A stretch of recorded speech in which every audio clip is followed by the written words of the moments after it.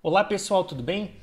Ontem eu fui na casa de um amigo assistir uma apresentação sobre Israel. O título era o seguinte: Israel, de Abraão às startups. E foi apresentado por um brasileiro chamado André Mira, que morou lá há bastante tempo. E foi muito interessante, porque Israel é um país muito particular. Eu não vou falar aqui das questões polêmicas envolvendo Israel e seus vizinhos, mas eu vou focar aqui no que faz Israel um país tão diferente e quais lições nós podemos tirar daquela nação. Muito disso também é embasado por um artigo do professor José Pio Martins, reitor da Universidade Positivo, onde ele começa dizendo intrigado: como pode um país que tem uma população menor que a do estado do Paraná e um território menor que o estado do Sergipe, o menor dos nossos estados, e sem recursos naturais, em um solo árido e com apenas algumas décadas de vida? Israel foi fundado em 14 de maio de 1948. Como pode essa nação ter, por exemplo, quase um terço dos prêmios Nobel de Física e de Medicina? Sendo que o Brasil, por exemplo, para você ter uma ideia, não tem nenhum prêmio Nobel em toda a sua história.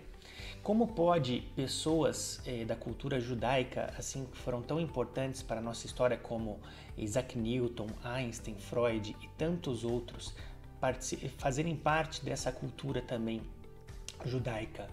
E as startups, para você ter uma ideia, Tel Aviv, que é como se fosse a São Paulo lá de Israel, que é o maior centro econômico do país, tem a capital Jerusalém, mas tem Tel Aviv como cidade economicamente mais importante, tem o segundo maior número de startups per capita, perdendo só para o Vale do Silício, na Califórnia. Então, muitas startups saem de Israel, inclusive uma que você com certeza conhece, que transformou também o mundo, que foi o Waze. Nasceu de startup, e várias coisas, avanços tecnológicos, estão um país pioneiro em várias tecnologias de cura ao câncer, vários setores da medicina, irrigação, dessalinização da água, fertilização do solo, defesas, questões bélicas e militares ali pelo contexto que eles vivem. E Israel foi fundado em 1948, logo após a Segunda Guerra Mundial, né, alguns anos após o fim da Segunda Guerra Mundial, que foi em 1945, e tem todo um contexto polêmico nessa criação, mas é um país que, desde Abraão, que foi 1900 anos antes de Cristo, até os dias da sua fundação, um país que passou por diversos conflitos, e o povo judeu, o povo hebraico ali, sempre foi um povo muito de... Eu tomar cuidado aqui nas minhas palavras, porque são uma questões polêmicas, tem o outro lado da história também, mas é um povo que sofreu bastante, assim, desde da perseguição do Império Persa, o Império grego, depois com Alexandre o Grande, o Império Romano, e em toda a sua história, até o Holocausto também, onde os judeus foram perseguidos, a Guerra dos 7 Dias. Então, é um povo que realmente ele vive em uma região que tem nações que são hostis a Israel, tem a questão da faixa de Gaza também, os palestinos, aquele conflito todo, que é uma coisa muito complexa, e eu não quero ser simplista aqui em um vídeo curto, mas como eu falei, eu não quero focar na polêmica, mas sim nas lições positivas que nós podemos tirar dessa nação tão pequena. Uma coisa curiosa que o André retratou, ele foi para lá servir como um voluntário no exército israelense. Lá, diferente no Brasil, aqui como é que funciona? Todo homem é obrigado aos 17 anos se apresentar para servir ao exército. Então você faz ali suas provas, eu fiz, qualquer pessoa que passou pelos 17 anos aí querer ter os seus direitos de cidadão precisa fazer isso, é obrigatório, serviço militar obrigatório no Brasil. É claro que é só uma pequena parte que de fato fica para o exército, o resto fica como reservista. Você pega a sua carteirinha e se um dia o país entrar em conflito, você tem que se apresentar. Lá em Israel é muito mais rigoroso. Primeiro, todos são obrigados a irem para o exército, ficar 3 anos. Então não é fazer uma prova se você vai ser escolhido ou não. Todos os homens ficam 3 anos obrigatoriamente no exército em Israel. Faz parte da formação, como se fosse uma formação de vida, uma formação acadêmica. Uma outra diferença é que lá o serviço militar é obrigatório também para as mulheres. uma coisa muito diferente aqui do Brasil. Então todas as mulheres também têm que servir ao exército israelense. É um tempo um pouco menor, 1 ano e 7 meses, mas é obrigatório também para as mulheres. Uma outra diferença é que aqui você pega a tua carteirinha de reservista e pronto, você está com a tua só esperando. Lá é diferente. Depois do momento que você serve ao exército, esses 3 anos, você volta, se forma, engenheiro, médico, não importa, você é obrigado também a se apresentar no exército uma vez por ano, todos os anos, até os seus 45, 47 anos.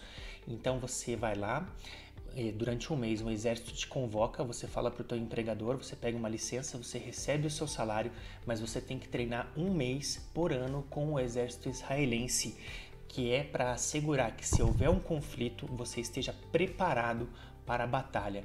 Então é uma mentalidade muito diferente ali, porque eles lutam por uma sobrevivência, realmente. Então, uma terra de contraste, assim, rica, com muita riqueza, e assim os judeus espalhados no mundo. E é uma outra discussão, assim, por que o povo judeu é conhecido por ser um povo com tanta prosperidade financeira, e aí também uma outra discussão muito interessante que eu posso deixar para um outro vídeo. Mas sobre Israel, essa questão de você focar na inovação.